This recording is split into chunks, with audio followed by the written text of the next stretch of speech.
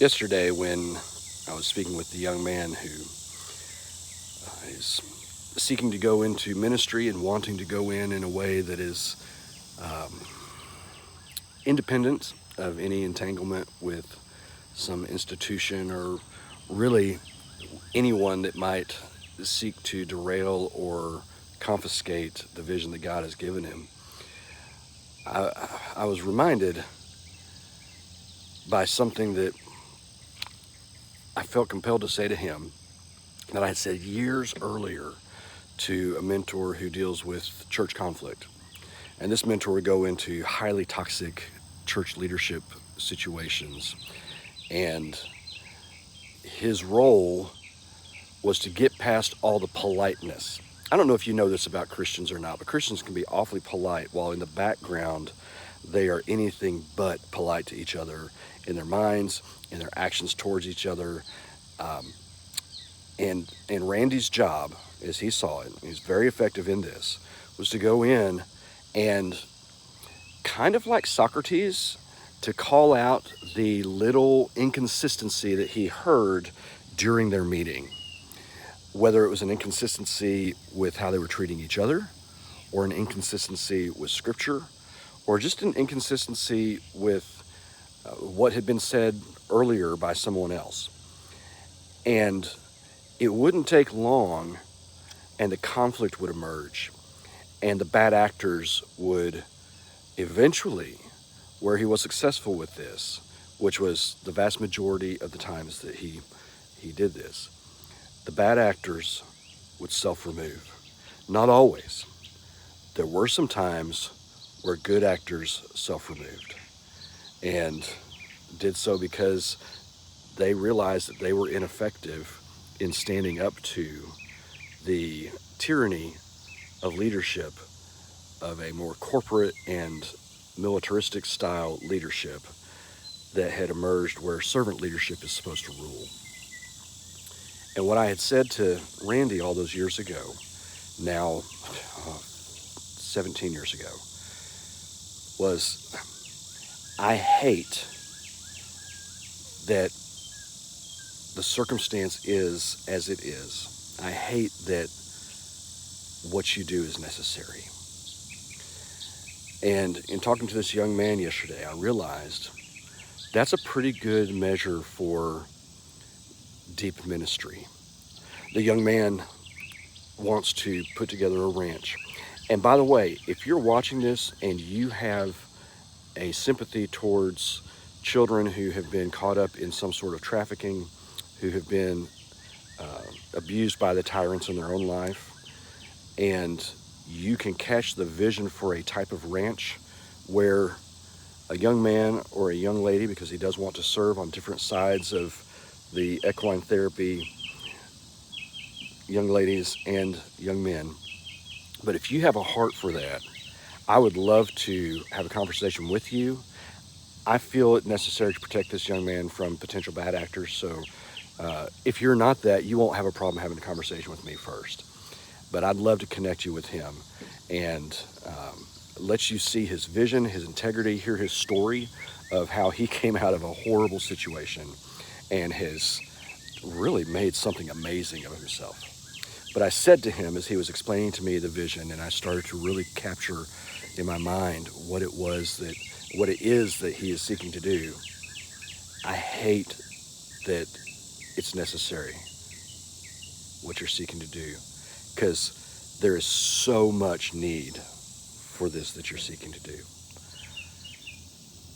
I brought that up a couple days earlier when sitting on the property out at Christ on the River, on the bluff above the Little Red River, and he and I were sitting there. I've known this minister for close to 50 years, and we were visiting, and he started talking about the tyranny in church leadership that just burned him out.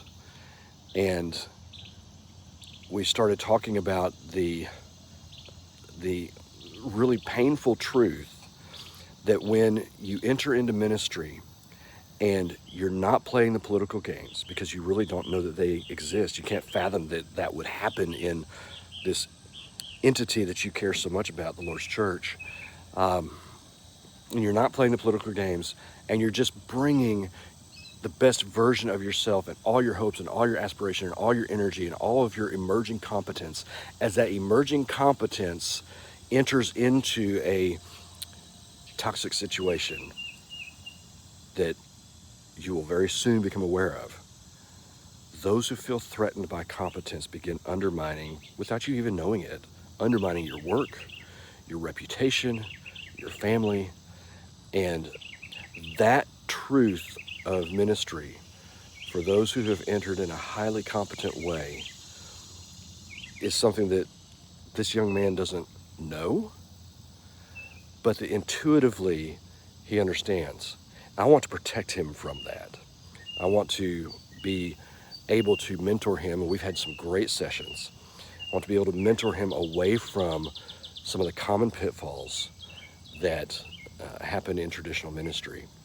And he's had just enough of a taste of a tyrant to want to do it his own way. And I respect that so deeply. And I want to help him in that. My friend from the property, about 50 years of friendship and relationship, his story and my story are strikingly different, although his was in a more formal church role, mine being a prison missionary and entering into the prison on a weekly basis, or more often than weekly, as a volunteer and a vocational minister at that.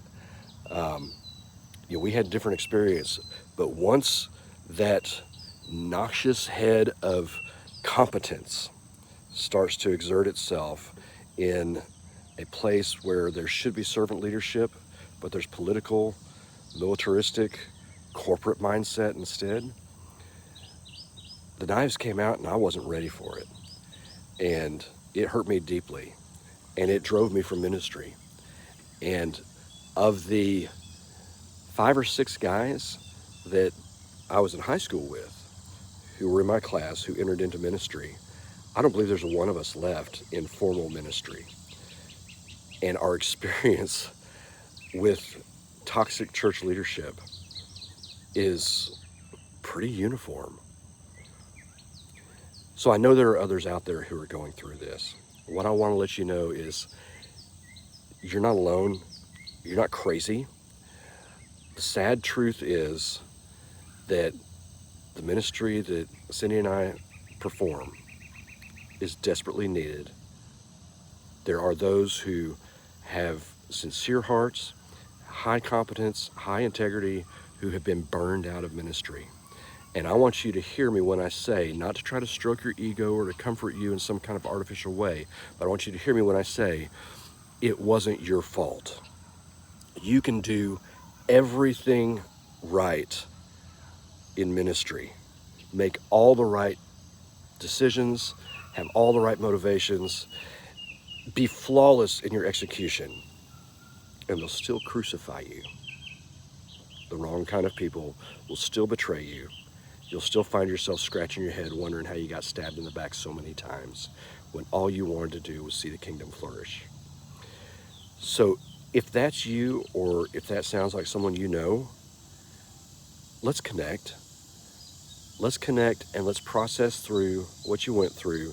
Not to dwell in it, not to wallow in it, not to build resentment, not to try to justify yourself or anything like that, but just to get that uprooted and out so that you can heal, and so that what you're doing on a day-to-day level can receive the joy of ministry that you once felt again. I'm not saying if you've been called out of ministry, which many of our folks that we mentor are called out of ministry after having been called into ministry, which is a whole nother video topic, and so hard to handle when you know you were called into ministry, you got abused, mistreated, an opportunity that has allowed you to distance yourself from toxic people and still be part of the Lord's church has come up, and you have literally embraced the call out of ministry. That's a hard place to be, and we're here to help you. We're here to serve you. Let you know you're not alone. So if that sounds like you or anyone you know, or if this type of content and the little nuggets that are have transcendent value beyond just a ministry context, but life in general. If they're helpful at all, it would be encouraging to know that, to let me know that in some way, whatever you think's right. But the main thing I want to let you know is you're not alone. We are praying for the Lord to connect us with people who have walked this journey so that we can share what we've learned, we can learn from you, and we can go out and help others become stronger in their faith when it was, frankly, their faith that put the target on their back, and immature members in the Lord's church and in the kingdom that did you dirty, hurt you bad. Anyway, I love you. Hope you have a great day. I'm going to get back to mowing, and just I love you. I hope to meet you if we haven't already. Have a good day.